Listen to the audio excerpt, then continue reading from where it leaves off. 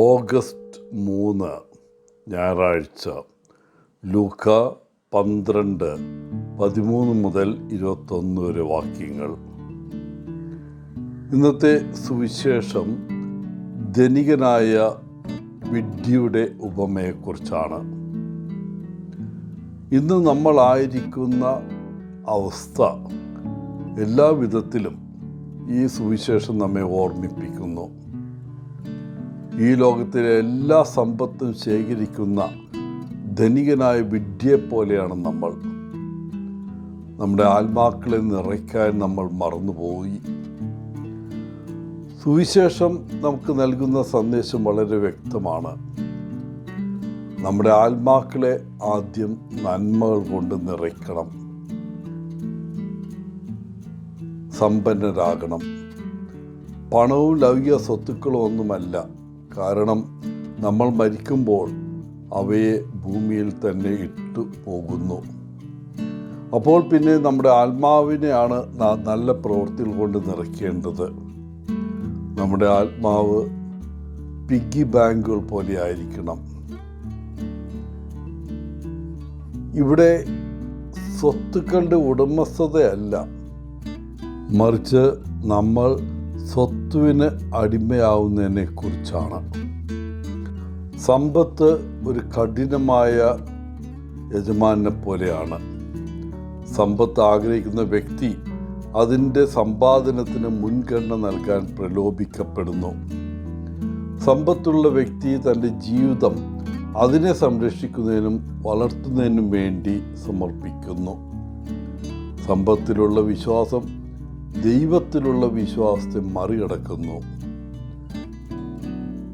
പ്രശ്നം പണമല്ല, പിന്നെയോ പണത്തോടുള്ള സ്നേഹമാണ്. ഇന്നത്തെ ലോകത്ത് സമ്പത്തും സ്വത്തുക്കളും പദവിയും ശേഖരിക്കാൻ എല്ലാ വശത്തു നിന്നും നാം പ്രലോഭിക്കപ്പെടുന്നുണ്ട്. എന്നാൽ നമ്മൾ മരിക്കുമ്പോൾ ഇവയൊന്നും സ്വത്തോ സമ്പത്തോ പദവിയോ ഒരു മാനദണ്ഡമല്ല. ദൈവത്തിന് മാത്രം നൽകാൻ കഴിയുന്ന സമ്പത്ത് ശേഖരിക്കാൻ നാം പ്രവർത്തിച്ചിട്ടുണ്ടോ എന്നതിൻ്റെ അടിസ്ഥാനത്തിലാണ് നമ്മൾ വിലയിരുത്തപ്പെടുന്നത്. ഇന്ന് സ്വയം ചോദിക്കാൻ ഒരു നല്ല ദിവസമാണ്. എൻ്റെ ജീവിതത്തിൽ ആരാണ് അല്ലെങ്കിൽ എന്താണ് ഏറ്റവും പ്രധാനം? പണം, പദവി, സ്വത്തുക്കൾ, ബഹുമാനം എന്നിവയാണോ? അതോ ഞാൻ സ്നേഹിക്കുന്ന വ്യക്തികളാണോ? അല്ലെങ്കിൽ എൻ്റെ സഹായം ആവശ്യമുള്ള വ്യക്തികളാണോ? എൻ്റെ സ്നേഹം, എൻ്റെ കരുതൽ, ഔദാര്യം എന്നിവയാൽ നമ്മുടെ ലോകത്തൊരു മാറ്റമുണ്ടാക്കാൻ ഞാൻ പരിശ്രമിക്കുന്നുണ്ടോ?